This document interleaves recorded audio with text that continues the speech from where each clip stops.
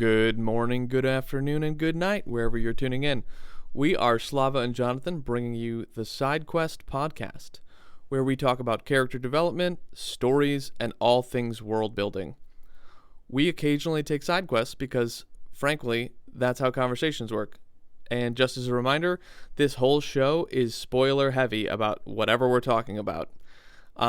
Today is episode 3, and we are looking at A Study in Emerald. Go for it, Slava. Give us your weekly update on everything that's going on in your life. Oh, goodness. This week was fairly easy, but each day had a lot of little things to do. Whether it was at work or at home, it seemed no rest for the wicked. It was the name of this, the theme for this week. Yeah, if you could name, I kind of like the question.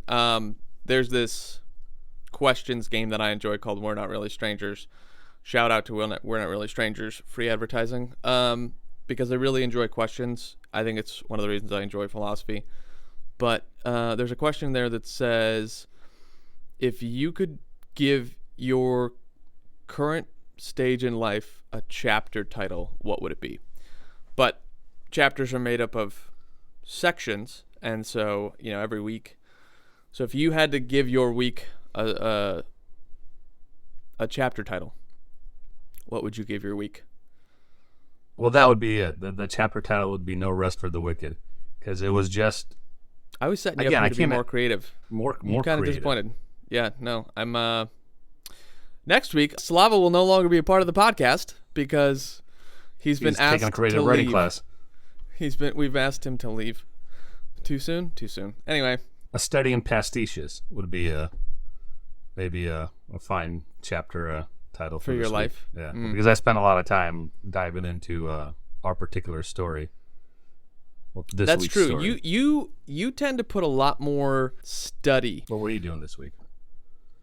Yeah, I work at a tech startup, and so it's always a little crazy, which is fun. And I am helping prepare this event for, it's like our Super Bowl event that's happening in March, and I've never been to one before, so I'm kind of I'm like gathering a bunch of ideas of things we could do, and then presenting it to like my the person I report to, which is a COO, because he's gone to these for the last decade, and so he's like, oh yeah, this part's not a good idea, this part is a good idea, because he's just like, and you're not doing anything wrong, it's just I've been to 10 of these, so it's held in the same place every year with the same folks, and so it's nice to know that like having a wrong answer is only wrong because someone else has more experience, which I think is probably true for life.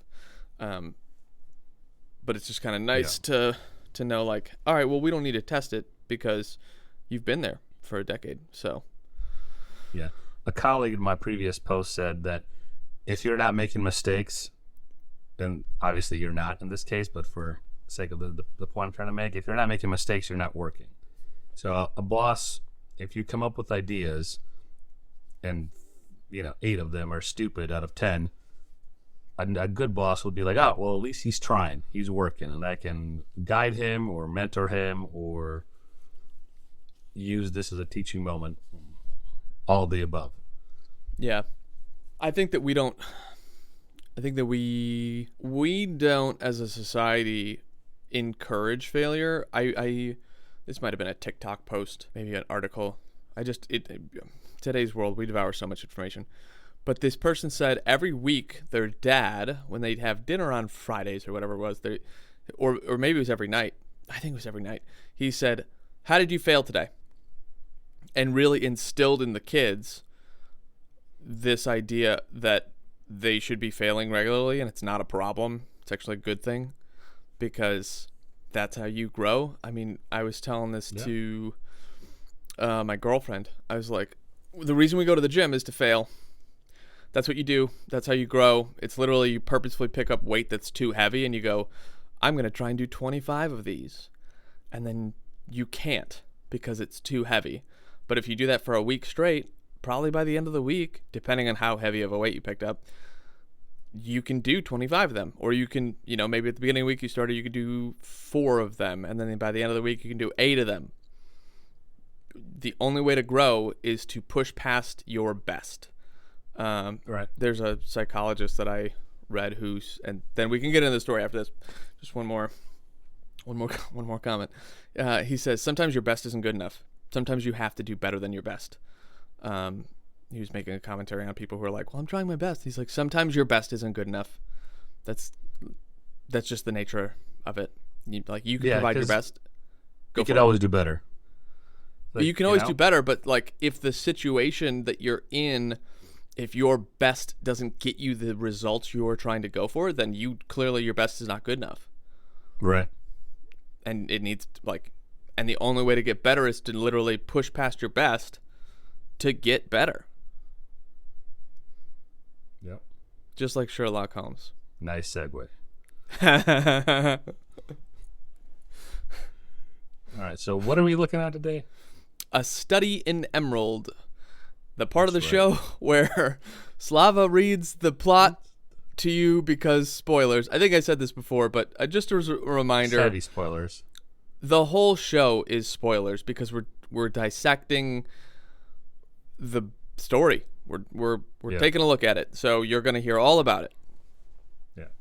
Okay, so the plot. A Study in Emerald is a short story by Neil Gaiman from his Fragile Things collection. It first appeared in an anthology called Shadows Over Baker Street, a collection of stories combining the worlds of Arthur Conan Doyle and H.P. Lovecraft. It is a Sherlock Holmes pastiche set in Lovecraft's Cthulhu universe.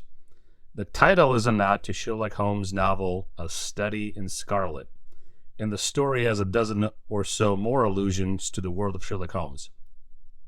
So, the story begins with an unnamed narrator, an injured veteran of a bloody war against the gods and men of Afghanistan, seeking lodgings upon his return to Albion, which is just an alternative name for Great Britain.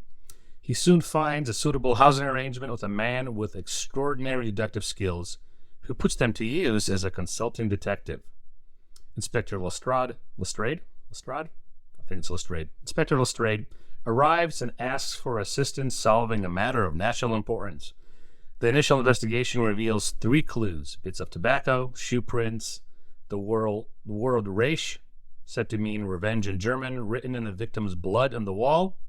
The detective deducts that the noble was murdered by 2 men, a tall smoking man and a shorter man who he calls a doctor with a limp, and the detective sets the trap for the suspects. The suspects avoid the trap because the tall man also has extraordinary deductive skills. It is revealed that he and the limping doctor are restorationists who believe that the great old ones are monsters from whom humanity must be freed. They send the detective a letter revealing how they deduced the trap and justifying the murder as revenge for crimes committed by the noble. Lestrade rushes off to search for Vernet, which is the name of the suspect, and the limping accomplice, tentatively identified as a former military surgeon named John or maybe James Watson. The detective requests that the narrator burn the reconstructionist's seditionary letter. Instead, the narrator keeps the letter and hides it along with the notes of the case, which end with neither suspect being caught. The story is signed S.M. Major Retired. This finally reveals the twist completely, that the narrator is not Dr. Watson and the great detective is not Sherlock Holmes. They are, in fact, Moran and Moriarty, the arch nemeses of Holmes in the Arthur Conan Doyle universe. And Holmes and Watson are revealed to be the murderers of the noble. And there we go, Jonathan. A Study in Emerald. So I don't know about you, but I was fascinated by this story. More so than I anticipated, even knowing that it was a pastiche of Sherlock Holmes. Right. So I have to admit that I don't know as much about Sherlock Holmes as I thought I did after I read this, because in some of the items we've discussed, I didn't know they were Sherlock Holmes relevant. There were things that did stand out to me, like being on Baker Street, 2 bachelors moving in with each other for the time period, basic deductive things, because that's what the character does. But the signature at the end, I didn't know. Similar to something that happened in the last episode. I didn't know. Oh, no, it was the first one where you told me the title of the story, and I was like, oh, well, I fancy myself to be someone who's attentive to details, except when I'm not attentive to details. But you didn't figure out that the main character's name was in the title. Yeah, well. Yeah, fun time. We can't all be you, so.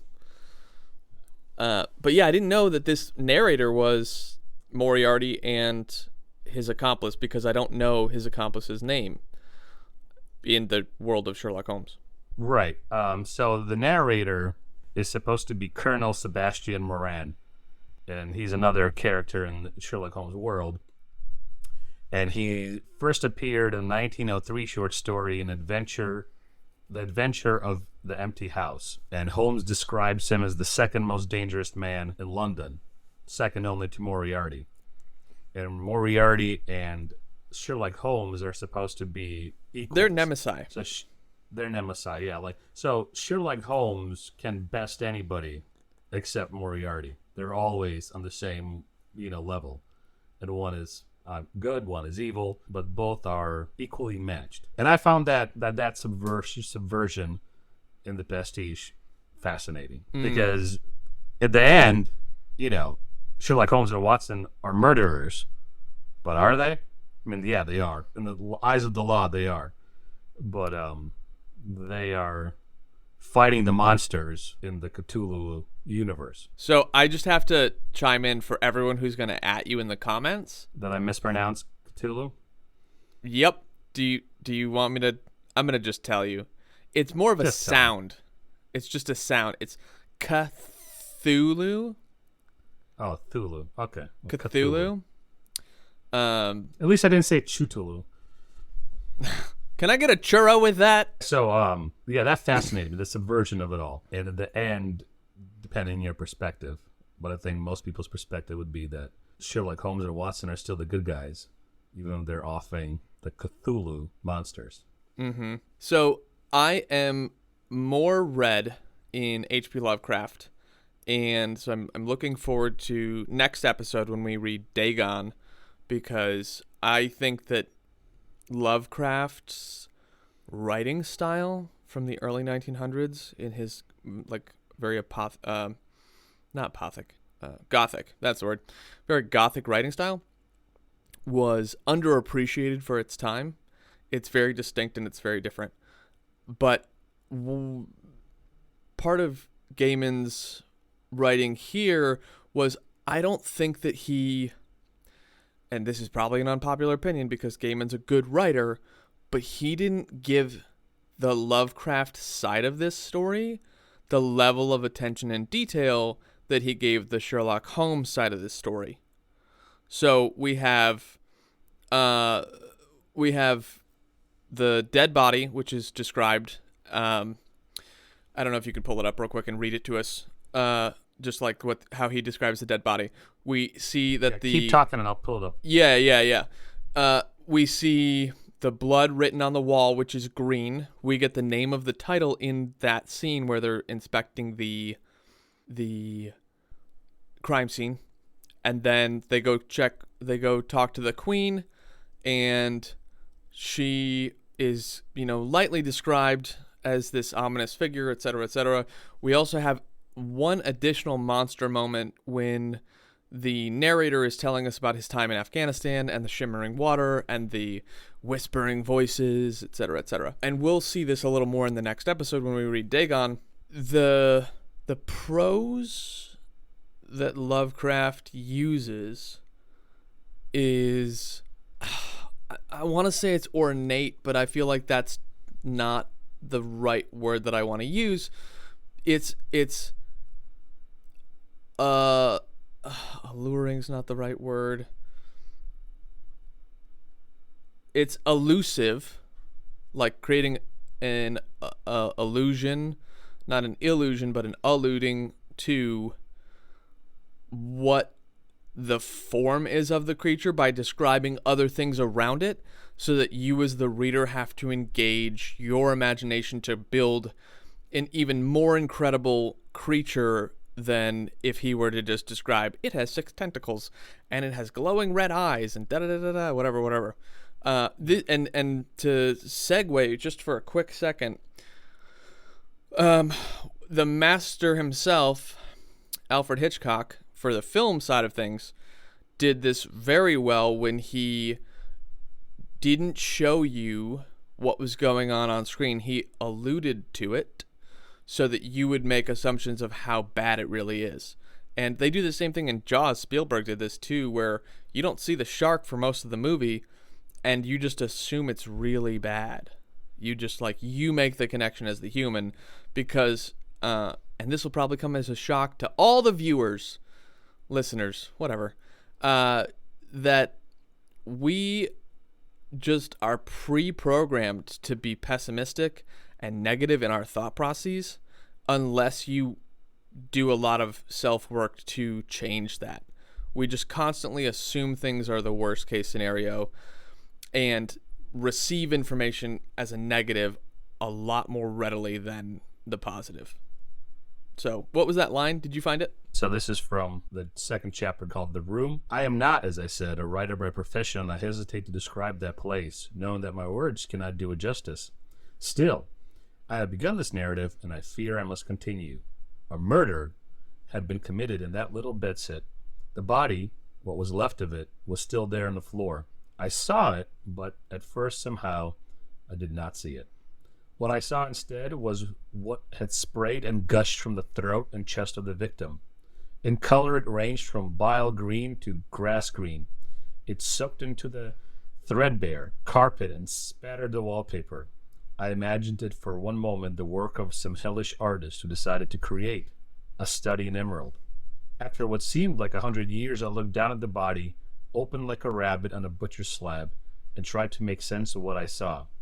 I removed my hat, and my friend did the same. Then it goes on to describe the detective examining the body. Right.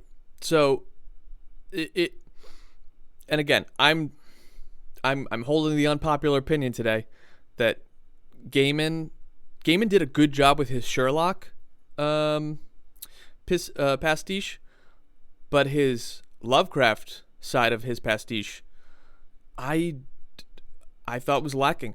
I said it. Unpopular opinions. That's fair. Yeah, and somebody who has read less Lovecraft than you and more Sherlock than you, and by that I mean I've read like 3, and 2 of them were so long ago that I couldn't even explain what they were, right? Or give you the plots for them, in any meaningful detail. And yeah, you're right. This is definitely more of a Sherlock Holmes pastiche than a Lovecraft pastiche. I saw an interview that was videotaped on somebody's phone and put on YouTube of Gaiman explaining how he put this story together. He says he didn't know how to put this together because in his mind, the engine that drives Lovecraft's world is unknowable mysteries and even some things that you're not supposed to know, like because people are driven mad by the knowledge they find. And if you read a few of Lovecraft's works, that comes up a couple times. And the idea, again, Gaiman speaking, the idea behind Sherlock Holmes' world, the engine that drives that world, is anything can be known with the right tools. You can rationally come to knowledge of everything eventually. So those 2 things, and then he followed up with this statement, that to make the study in Emerald work, he would have to pull in the characters of the Sherlock Holmes world into a Lovecraftian universe. And I guess that's where you see him failing, because the world that these characters live in, all 4, Moriarty, Moran, Watson, and Holmes, they live in a world where the old ones from a Lovecraftian's, Cthulhu universe rule the world, right? So the world is there. So maybe he assumed that, hey, this is a Lovecraftian world, but we're zeroing in on these 4 characters. But that doesn't take away your point. I'm just saying maybe has the reason behind it. Yeah, I don't have I wouldn't espouse myself as a person who is a scholar of Lovecraft. I wouldn't even espouse myself an aficionado, if that's a step down of Lovecraft. I'm just a guy who has read Lovecraft a few times. I've read both of his omnibuses. For those who are unfamiliar, an omnibus is a volume containing several novels or other previously published works of a person. And so basically, they took someone, the publisher, took all of Lovecraft's writings, is the understanding, and tied them all together into a big novel, if you will, and added a few extra notes here and there of like where he was at in life and his history and da-da-da. And so I've gone through both of those, I want to say twice, maybe it was like once and a half. I don't know if I ever finished the second omnibus a second time, but I don't know of a single one of his worlds outside of like the concept of each of his worlds being mad. I can't remember which one might be something like this, so that's why it feels made up. It feels not real. Now, if he would have, and I'm on a tangent here, if he would have gone into a specific Cthulhu moment where, you know, someone who's read Lovecraft is like, oh wow, that's when they were on the submarine and the guy went mad, and this is that statue from that one story, and this is the da-da-da-da-da-da-da-da-da. Okay, fine. I don't think it would change the comment that I made about his prose, but at least you would more readily see the world in front of you as a Lovecraft world. Because frankly, if I didn't know that going in, I would just go, oh, it's Sherlock Holmes in like some sort of monster-ridden time. Right. Very interesting. Very interesting. And I, while not coming to the same conclusion as you, because not having read Lovecraft to the extent as you have, I walked away going, I wonder where these old ones came from. What was the war 700 years ago? That they took over the world. Where did they come from? Why did the Queen heal Watson? Is it because, this is revealed earlier in the story, is it because an old one or one of these Cthulhu monsters tortured him when he was fighting the gods and men of Afghanistan? So I was left wanting. Again, like the different conclusions, but I was left wanting on the Lovecraft side too, but for different reasons. Yeah. I would put it that way. Same principle, different supporting points. Right. Different preferences. Or premises. So I have a question for you then, because I almost want to not... I don't really have a whole lot more to say on the Lovecraft side of it, because we're going to get into Lovecraft in the next episode, which I am excited about. So let's just focus on Sherlock then, because I know that there's no doubt in my mind, as someone who hasn't even read a bunch of Conan Doyle's work, I've simply seen, I guess, the pastiches from other people like House. Okay? House is medical Sherlock Holmes, for anyone who didn't notice. You have this absolutely famous doctor who comes in and can figure out that it's not lupus in the first 15 minutes of the show, and then the last 10 he realizes the very nuanced details of whatever not lupus. I don't know if you remember this. The first season was, is it lupus? And these doctors with him are like, it might be lupus. It always feels like it was like the writers couldn't figure out what another disease was. Anyway, I'm on some hot takes today. Right. His best friend in the show's name was Wilson. House Wilson. Okay. Right. Okay. Interesting stuff. Yeah. So I pulled up Sherlock Holmes, like all the omnibus for the Sherlock Holmes. So like I said, I read A Study in Scarlet, then the one with the dog. Oh, The Hound of Bakersville, and The Sign of the Four. And that's what I read as a kid. I'm not, and A Study in Scarlet last week, just to kind of get my head wrapped around how good this pastiche was. He always goes above and beyond. So so you read The Study in Scarlet as well? Yeah, this week. Yeah. Well, I listened to it on audiobook at double the speed as I was driving. Okay. If you can call that reading. The commute into work. Yeah.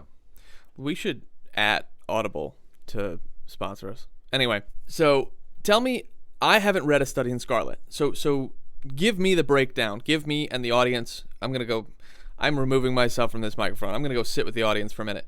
Tell me about The Study in Scarlet. Tell us about the parallels and the mirrors This is Slava's show. Today it's Slava's show. Here we go. All right, so the plot of A Study in Scarlet is Dr. John Watson has returned to London after serving in the second war in Afghanistan.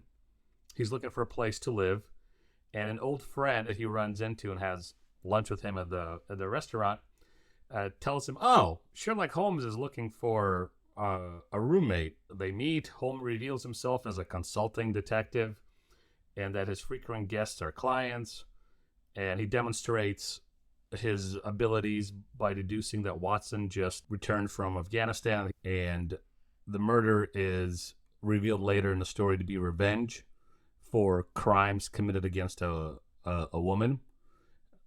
And a woman is also a suspect in the beginning because of a wedding ring that's dropped next to the body. So the man is poisoned in A Study in Scarlet, and then the guy who poisons him, in his own blood, he writes "Raish" on the wall. But all the funny advertisements in this pastiche, the allusion there is Sherlock Holmes uses an ad saying, "Hey, we found a wedding ring," and eventually the person who comes to pick up the wedding ring, through Sherlock Holmes' deductions, they find the murderer. And the murderer freely admits what he does, just like Holmes does in this story, and says it was for the crimes committed by this man that he killed him. So those are the big allusions to A Study in Scarlet.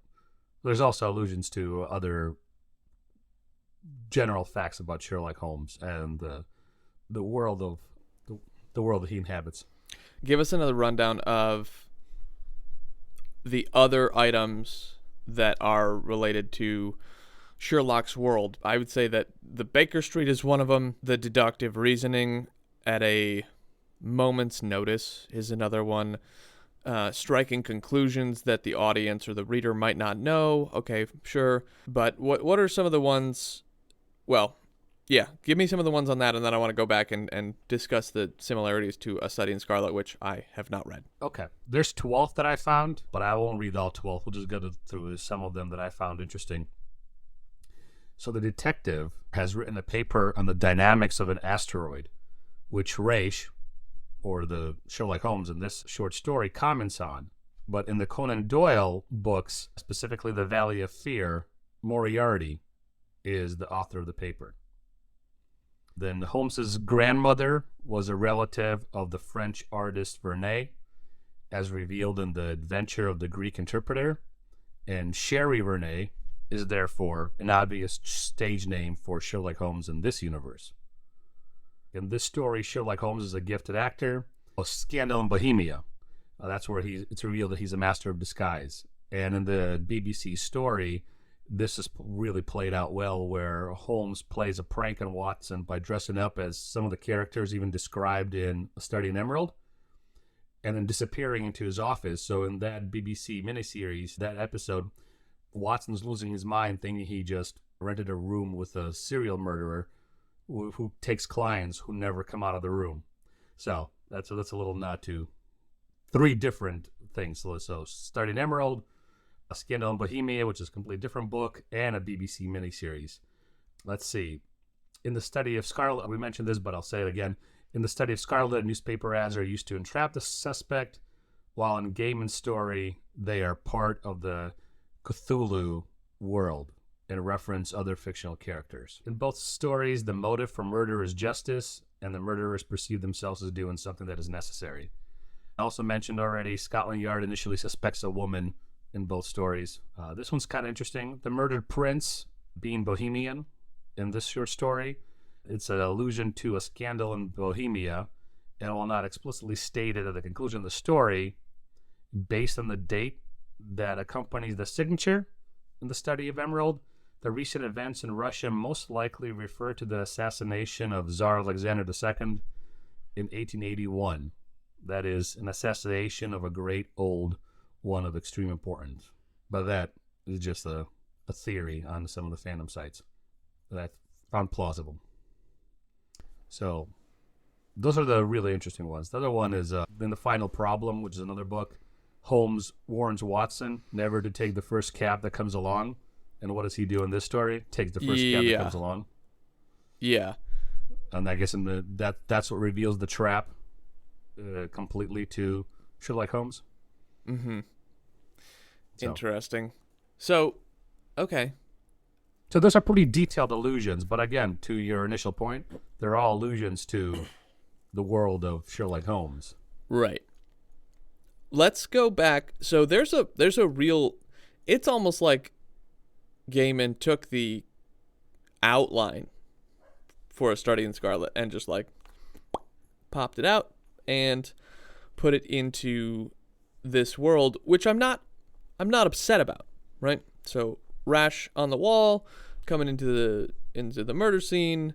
I almost would have liked him to do a little more, because A Study in Scarlet sounds good, where you can, have this, well, a lot of detective books, a lot of crime shows, and this is a spoiler for anybody who watches crime shows, they almost always show you who the killer is in the first 15, 20 minutes.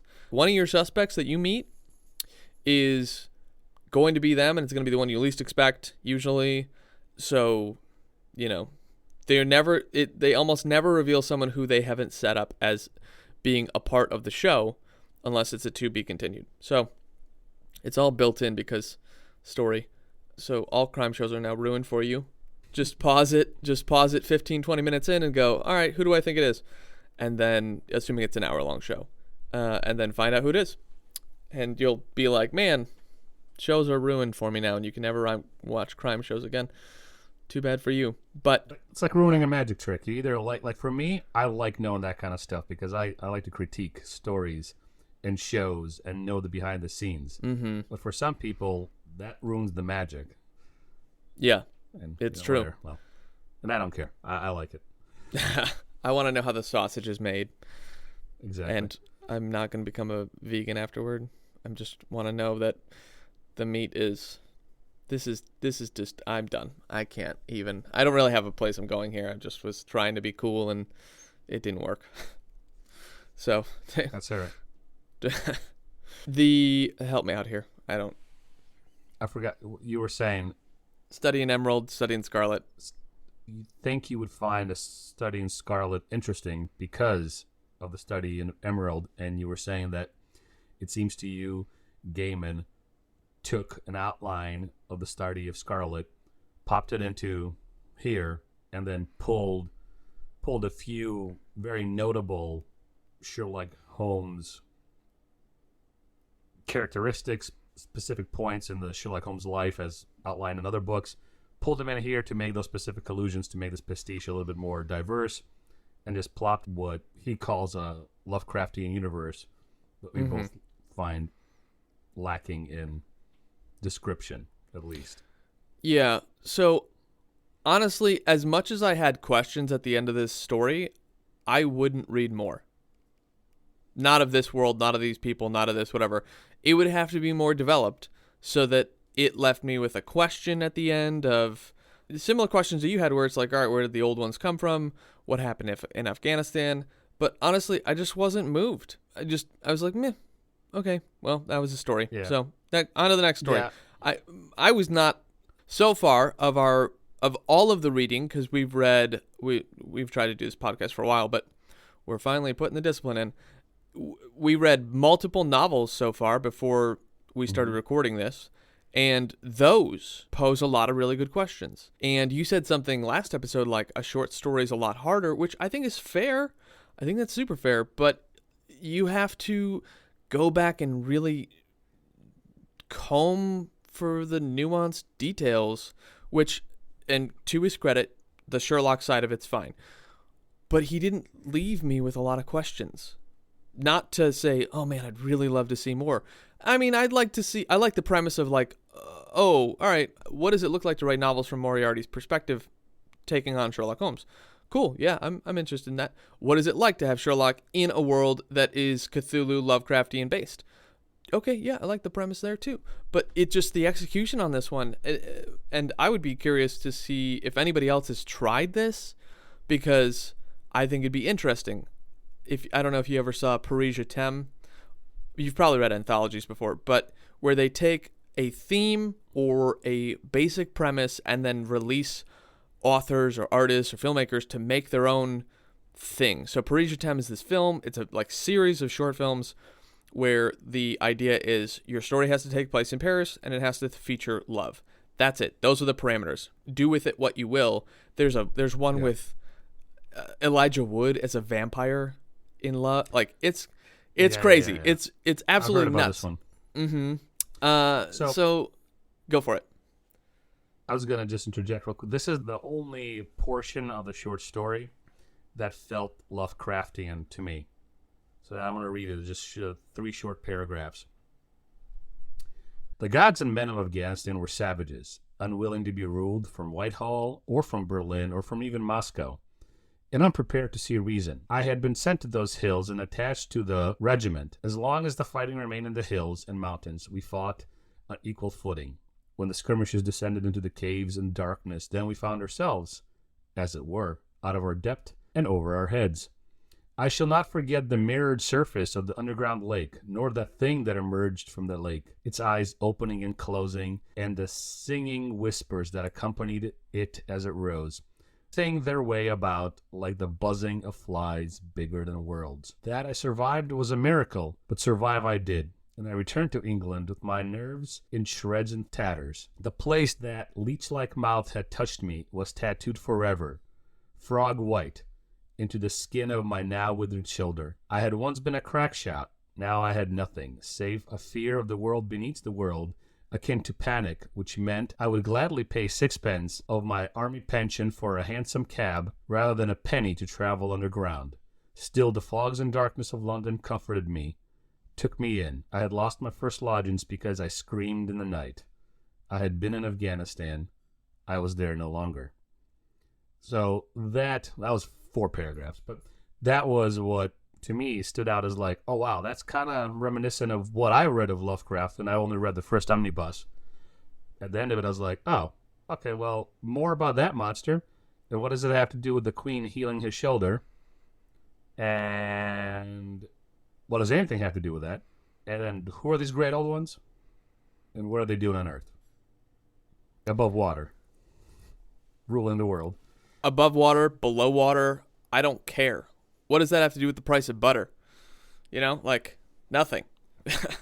I wouldn't recommend this as a story if you are like, it's not bad. Gaiman's a good writer. Okay. So it's like the mediocre meal that you made yourself on a Tuesday night. Speaking of mediocre, my girlfriend used to work in the restaurant industry.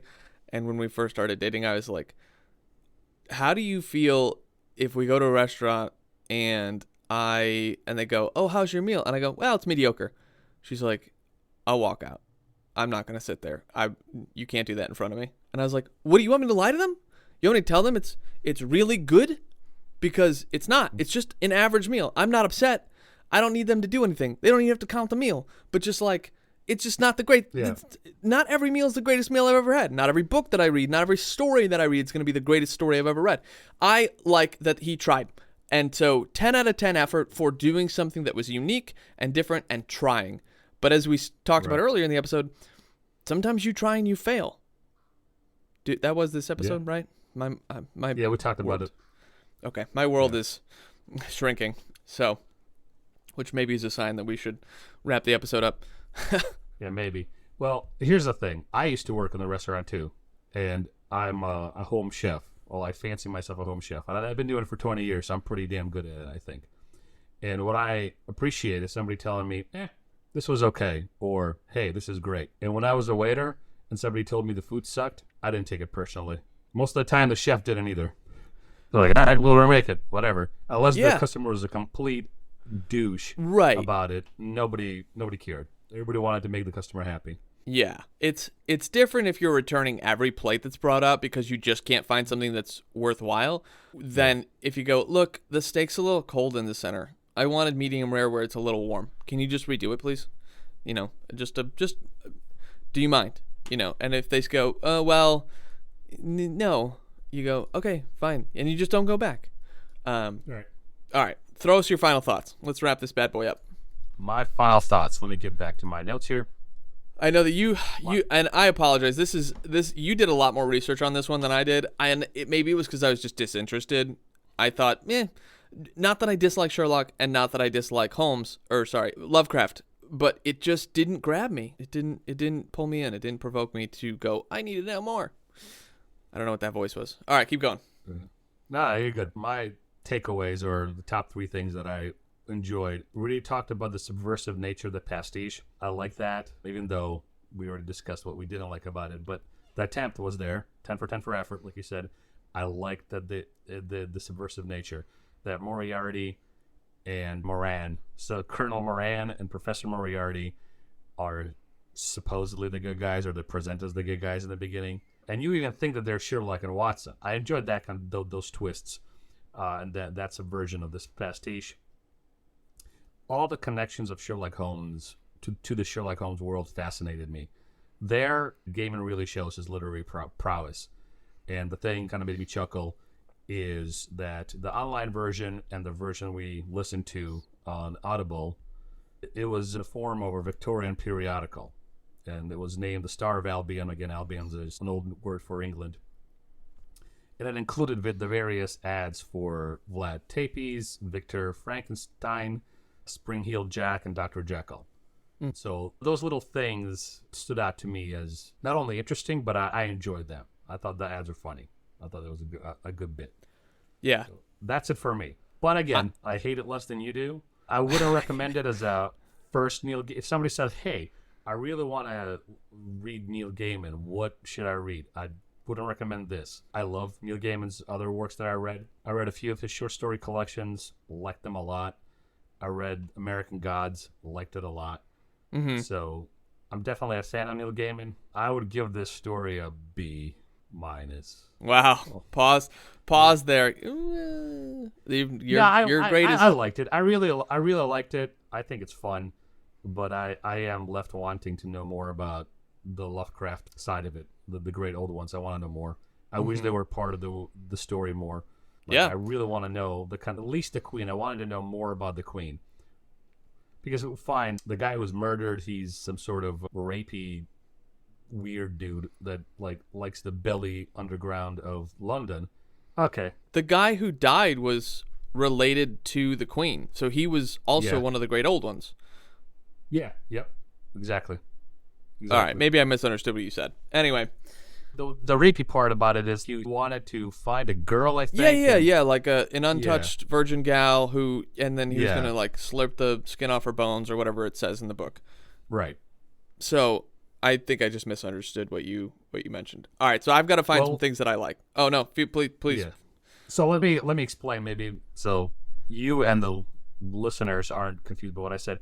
So what I found what I wanted to learn more about was the great old ones, and I could let go of some of the tropes, and they're fine. I'm not saying this is a bad thing.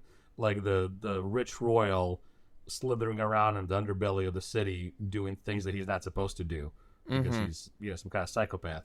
That's fine. Don't explain that. That is what it is. He got what's coming to him. But the Queen, what's her story? The war 700 years ago.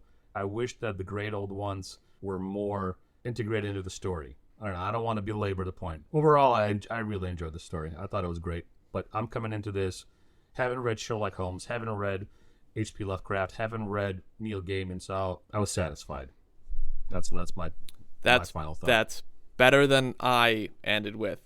So things that I liked. I really loved that Gaiman tried to do something as unique as this with Sherlock and Lovecraft.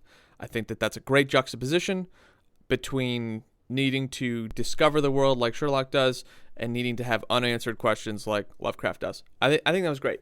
Now that I had context, I think that the ending also, where it's the reveal that this is Moriarty and his companion, also think that that's fun. Missed it because I just haven't read enough Conan Doyle, which is fine, but really enjoyed both those things. Things that I didn't like.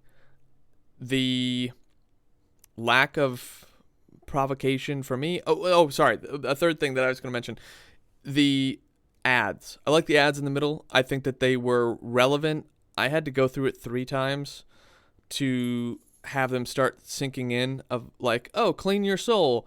and then they are at the Queen, and he's getting his injury mended, and it's like, okay, the ad is relevant to the thing.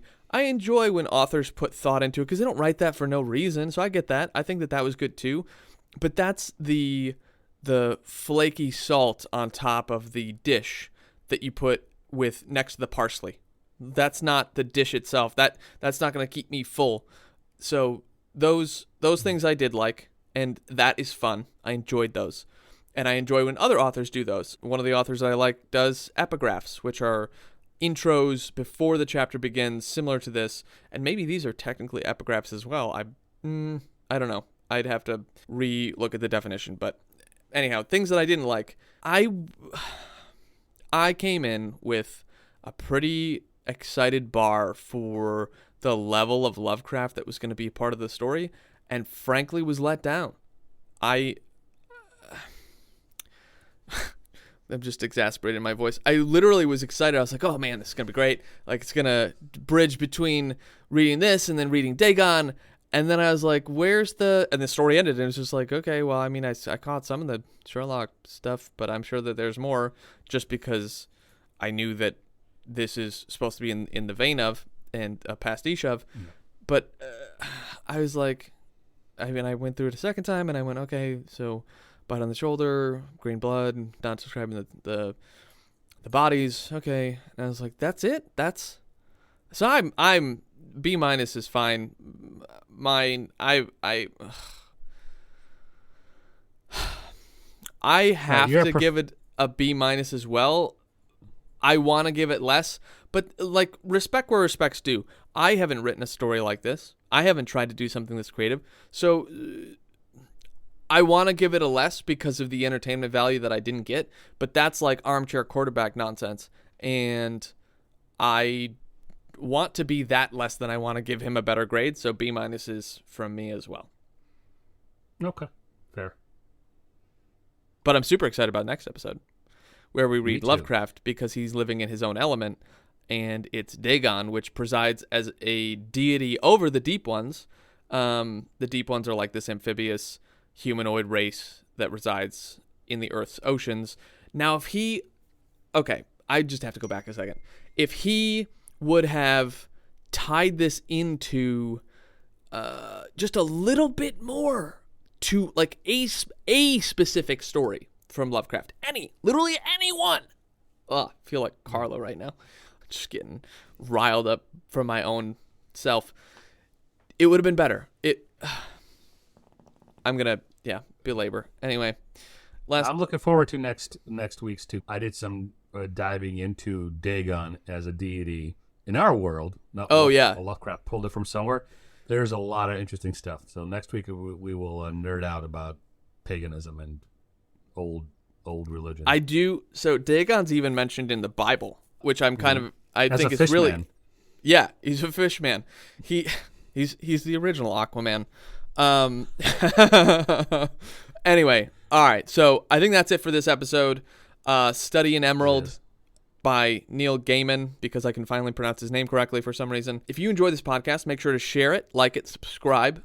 If you want to go above and beyond, please feel free to rate us. Leave a review. Look, if it's a bad review, if you want to give me a B-, just make sure that you verbalize that Slava gets a C, because I want to know that I'm better than him. See, you thought I was going to say he'd get an A, but that's not how our friendship works. You're my Moriarty you're the Moriarty in my Holmes. Only when it comes to fantasy, but clearly when it comes to anything else, I'm the gum on your shoe. I don't even get to be a character. I just get to be the flaky salt next to the parsley. Excellent. Feel free to give us your suggestions if you want to hear more stories from someone that you love, and we will tear it apart, and I'll tell you how much I dislike it. So please let me barbarize your favorite stories. Just put it in the comments. Man, I'm gonna make a lot of enemies here. Oh well, I'm committed. We're 3 episodes deep. I'm basically married to this show, so.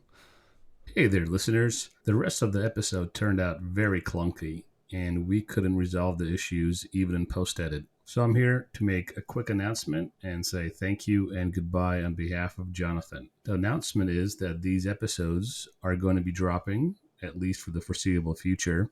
Tuesday mornings on Spotify, Apple Podcasts, and Google Podcasts. And you can also find us on anchor.fm.